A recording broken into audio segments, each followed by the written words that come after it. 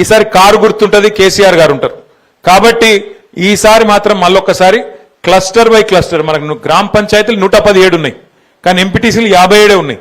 కాబట్టి ఈ 117 నేను గౌరవ జిల్లా పార్టీ ప్రెసిడెంట్ గారిని మా మండలాల అధ్యక్షుల్ని కూడా నేను కోరుతా ఉన్నా, ఏ క్లస్టర్కో ఆ క్లస్టర్, 2 ఊర్లు ఉంటే 2 ఊర్లు, 3 ఊర్లు ఉంటే 3 ఊర్లు, ఒక టీం చేసి ఇప్పటి నుంచే ఒక లెక్క, ఒక ఆలోచన. 57 ఎంపీటీసీలకు గాను 5 జెడ్పీటీసీలకు గాను మన ప్రణాళిక ఏంది? నిన్నటిదాకా కొట్లాడినాం, సరే మరి రేపటి నుంచి మనం ఎట్లా పనిచేద్దాం, ఎట్లా 57 ఎంపీటీసీలు గెలుచుకుందాం అనే దిశగా ఇప్పటి నుంచే మన ఆలోచన మొదలు కావాలి. ఎక్కడెక్కడైనా పంచాయతీలు ఉంటే దయచేసి ఇప్పటి నుంచే మండలాల వారీగా సమన్వయం చేసుకొని ముందుకు నడవాలని చెప్పి నేను మిమ్మల్ని కోరుతా ఉన్నా. దయచేసి ఇక్కడ గెలిచిన వాళ్ళు, అట్లాగే ఓడిపోయిన వాళ్ళు, నిలబడ్డ వాళ్ళు అందరికి కూడా నా ప్రార్థన, ఇది పార్టీ యొక్క ప్రతిష్టకు సంబంధించిన అంశం. కాబట్టి మనందరం కూడా ఐకమత్యంగా ముందుకు పోదాం.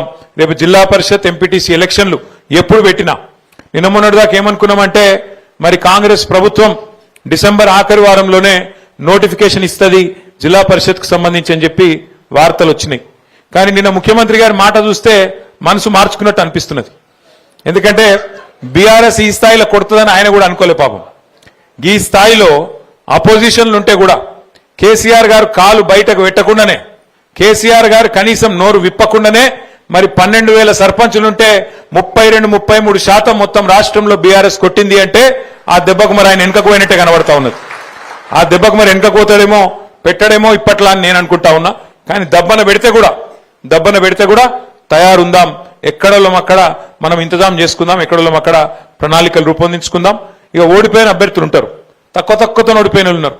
మన తంగలపల్లిలో మండల కేంద్రంలో 30 ఓట్లతోనే పాపం అంకార రవీందర్ గారు, గంత పెద్ద ఊళ్ళే 30 ఓట్లు అంటే ఏముంటది, 0.0002% అది ఉంటుంది దాన్ని లెక్క తీస్తే, ఒక గంతతో పోయింది.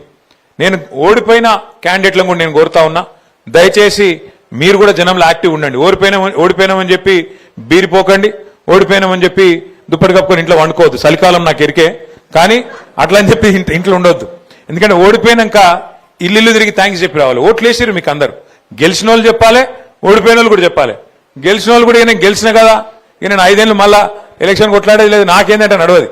కంపల్సరీ ఇంటింటికి పోవాలి, దండం పెట్టాలి. ఎవరెవరైతే ఎలక్షన్ ముందు కలిసినరో, ఎవరెవరైతే ఎలక్షన్ ముందు ఓటేయమని కోరుకున్నారో, మీరు కోరినరో, అందులో కొంతమంది మీకు వేయలే, అయినా సరే మీకు తెలుసు వాళ్ళు వేయలేదని కూడా మీకు తెలుసు, అయినా సరే పోవాలి. అయినా సరే పోయి ఒక రౌండ్ దండం పెట్టి వాళ్ళందరికీ కూడా ధన్యవాదాలు చెప్పి నేను మీకు అందుబాటులో ఉంటా, మీకు సేవ చేస్తా, ఏ అవసరం ఉన్నా నాకు చెప్పండి అని చెప్పి అటు గెలిచిన వాళ్ళు, ఇటు ఓడిపోయిన వాళ్ళు, మన వాళ్ళందరూ కూడా దయచేసి రాబోయే 2-3 రోజులు మరి ప్రజల్లోనే ఉండాలని చెప్పి మనస్ఫూర్తిగా నేను కోరుతున్నా. పోతారా లేదా? పోతామంటూ గట్టిగా సపోర్ట్లు కొట్టరు దయచేసి ఒక్కసారి. మరి సపోర్ట్లు కొట్టినట్టు కాదు, నిజంగా పోతారా లేదా నేను చూస్తా. Thank you. తర్వాత ఇంకొక మాట కూడా నేను మీకు విజ్ఞప్తి చేయాలి. సరే, జిల్లా పరిషత్ ఎలక్షన్లు, మండల పరిషత్ ఎలక్షన్లు అవి వచ్చేటప్పుడు వస్తాయి, వాటిని కొట్లాడదాం. ఈ లోపల పెద్దలు కేసీఆర్ గారు కూడా మనకు ఒక బాధ్యత పెడతా ఉన్నారు. సార్ ఏం చెప్పిందంటే, ఒకవేళ ప్రభుత్వం కనుక ఎలక్షన్లు పెడితే కొట్లాడదాం, ఎలక్షన్లు లేని పక్షంలో మన పార్టీ మరి జనవరి మాసంలోనే కొత్తగా సభ్యత్వ నమోదు కార్యక్రమం, కొత్త గ్రామ కమిటీలు, కొత్త మండల కమిటీలు, అట్లాగే జిల్లా కమిటీ కూడా కొత్తదనంతో నేసుకుందాం. మంచి చాకు లాంటి పిల్లలు ఎంతో మంది ఉన్నారు, వాళ్ళందరినీ కూడా కలుపుకొని బ్రహ్మాండంగా కొత్త రక్తం అట్లాగే పాత తరం అందరినీ కలుపుకునే విధంగా మంచి బ్యాలెన్స్ తోని కొత్త కమిటీలు కూడా వేసుకుందాం జనవరి మాసంలో. దానికి కూడా దయచేసి గౌరవ సర్పంచులు, అట్లాగే ఉప సర్పంచులు, వార్డు సభ్యులు మీరు కూడా పార్టీ పనిలో మీరు కూడా పూర్తి స్థాయిలో బాధ్యత తీసుకోవాలని నేను కోరుతా ఉన్నా. ఎందుకంటే పార్టీ నాయకత్వం మొత్తం మీకోసం గ్రామంలో పనిచేసింది. అట్లాంటప్పుడు మీరు కూడా రేపు పార్టీ పిలిపించినప్పుడు మరి మీదేసుకొని తప్పకుండా సభ్యత్వ నమోదు కార్యక్రమం కానీ, పార్టీ ఇచ్చే మిగతా కార్యక్రమాలు కానీ వాటిలో కూడా మీ పాత్ర పటిష్టంగా ఉండాలని చెప్పి కూడా నేను కోరుతా ఉన్నా. అట్లాగే నిన్న నేను చూసిన ముఖ్యమంత్రి గారు అసెంబ్లీలో అంటున్నా, హైదరాబాద్ లో ఆయన ప్రెస్ మీట్ పెట్టి చెప్తున్నాడు. 5 నిమిషాలలో మాట మార్చిండు ముఖ్యమంత్రి. మొదలు ఏమన్నాడు, మేము 66% గెలిచినాం, ఇది రాష్ట్రంలో మేము 66% గెలిచినామని మొదలు డైలాగులు కొట్టిండు. ఇది మా ప్రభుత్వానికి ప్రజలిచ్చిన ఆశీర్వాదం అని మొదలు డైలాగ్ కొట్టిండు. అతనికి 5 నిమిషాలకే మాట మార్చిండు. స్థానిక ఎన్నికలంటే లోకల్ విషయాల మీద జరుగుతాయి, లోకల్ అక్కడ ఉండే పరిస్థితులు బట్టి, కులం బట్టి, ఇంకోటి బట్టి జరుగుతుంది, దానికి మాకేం సంబంధం అని 5 నిమిషాల మాట మార్చిండు. కానీ నేను ముఖ్యమంత్రి గారిని ఇలా సిరిసిల్ల వేదికగా వారికి నేను ఒక సవాల్ విసురుతా ఉన్నా. అయ్యా ముఖ్యమంత్రి గారు, మీరు అన్నట్టు, మీరు అనుకుంటున్నట్టు ఏది 66% రాష్ట్రంలో ప్రజలు నీతోనే ఉన్నారు అనే మాట నిజమే అయితే నేను నీకు ఒక సవాల్ చేస్తా ఉన్నా. మా ఎమ్మెల్యేలు ఒక 10 మందిని ఎత్తుకపోయినావు కదా, 10 మందిని ఎత్తుకపోయింది కదా, ఆ 10 మందికి దమ్ముంటే రాజీనామా పెట్టి ప్రజలు చెప్తారు ఎవరు ఎక్కడున్నారు, ఎవరి శాతం ఎంత, ఎవరి బతికెంత, ఎవరి ఎత్తు ఎంత, ఎవరి పొడువు ఎంత ప్రజలు తెలుస్తారు. 10 మందితో రాజీనామా పెట్టి రా ఎలక్షన్లకు. నిజంగా 10 మందిని చూస్తే కూడా నాకు నవ్వాలని ఏడవాలని తెలుస్తలేదు. నిన్న స్పీకర్ గారు, మనం వాళ్ళకి స్పీకర్ గారు ముంగట న్యాయస్థానం పోయినాం. న్యాయస్థానం పోయి ఇగో రేవంత్ రెడ్డి మా వాళ్ళని 10 మందిని ఎత్తుకపోయిండు, వీళ్ళు ఒక టికెట్ మీద గెలిచి ఇంకో టికెట్లకు పోయినరు, ఇంకో పార్టీలకు పోయినరు, కాబట్టి వీళ్ళని తీసేయాలి, వీళ్ళ సభ్యత్వం రద్దు చేయాలని చెప్పి మనం న్యాయస్థానానికి పోయినాం. న్యాయస్థానం ఏం చెప్పింది, స్పీకర్ గారు మీరు పెద్ద మనిషి, మీరు ఆటల ఎంపైర్ లెక్క మీరు కూర్చోబెట్టి మీరు నిర్ణయం తీసుకోండి అని స్పీకర్ గారికి అప్పచెప్పింది.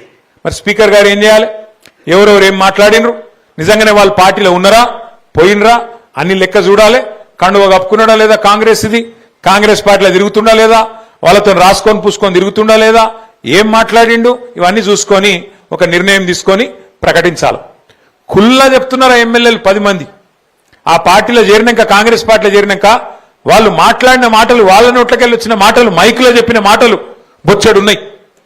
ఆ కడియం శ్రీహరి గారు అని ఒక పెద్ద మనిషి ఉన్నాడు స్టేషన్ కాన్పూర్లో, ఆయననైతే ఓపెన్ గా చెప్పిండు, ఏమని, నేను అభివృద్ధి కోసం కాంగ్రెస్ పార్టీలో చేరినా అని చెప్పి ఖుల్లా చెప్పిండు.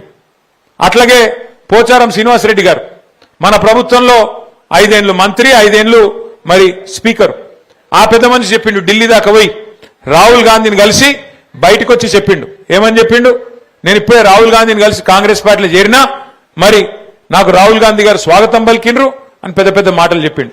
కానీ ఇలా ఇద్దరు పెద్ద మనుషులు, ఇటు శ్రీనివాసరెడ్డి గారు అటు కడియం శ్రీహరి గారు, ఇద్దరు కూడా స్పీకర్ ముంగట పోయి పచ్చి అబద్ధాలు చెప్తున్నారు. మేము ఎక్కడ పోలే, మేము టీఆర్ఎస్ పార్టీలోనే ఉన్నాం, మేము ఎక్కడ పోయినాం కాంగ్రెస్లకు అని చెప్పి అలా అబద్ధం చెప్తుంటే, స్పీకర్ గారు అన్ని ఆధారాలుంటే అది పక్కకు పెట్టి వీళ్ళెవ్వరు కూడా మా వాళ్ళు కాదు, కాంగ్రెస్ వాళ్ళు కాదు, వీళ్ళందరూ కూడా టీఆర్ఎస్ వాళ్ళు అని చెప్పి పాపం స్పీకర్ గారు కూడా పచ్చి అబద్ధాలు చెప్పే పరిస్థితి వచ్చింది. అంటే ఈ మాట మీకు ఎందుకు చెప్తున్నా అంటే, రాజకీయాల్లో ఇలా అట్లా తయారైంది పరిస్థితి. నిజంగా ఎమ్మెల్యేలను చూస్తే నాకు జాలి కలుగుతా ఉన్నది, స్పీకర్ గారిని చూస్తే కూడా జాలి కలుగుతా ఉన్నది. స్పీకర్ గారేమో పాపం ఇలా ముఖ్యమంత్రి చెప్పినట్టు అబద్ధాలు ఆడక తప్పని పరిస్థితుల్లోకి స్పీకర్ గారు నెట్టబడ్డారు. ఇక ఎమ్మెల్యేలు 10 మంది పాపం వాళ్ళు ఆడోళ్ళ మొగోళ్ళ అంటే వాళ్ళకే తెలియకుండా అయిపోయింది, ఆగమైపోయింది వాళ్ళ బతుకు. ఏ పార్టీలో నువ్వు చెప్పురాబాయ్ అంటే కాంగ్రెసా బీఆర్ఎస్ఆ చెప్పుకోలేని దుస్థితిలోకి పోయినరు వాళ్ళు. ఇవాళ ఇంత బతికి 70 ఏళ్ళు 75 ఏళ్ళు మంత్రులు చేసి ఉప ముఖ్యమంత్రిగా పనిచేసి ఆఖరికి ఏం పరిస్థితి వచ్చింది, ఏ పార్టీలు ఉన్నవా అంటే చెప్పుకునే పరిస్థితి లేదు. ఇలా పోచారం శ్రీనివాసరెడ్డి గారికి, కడియం శ్రీహరి గారికి. ఇక అది కూడా ఒక బతికేనా నాకు తెలియక అడుగుతా. గింత బతికి గింత స్థాయిలో మంత్రులుగా ఉప ముఖ్యమంత్రులుగా పనిచేసి ఆఖరికి ఒక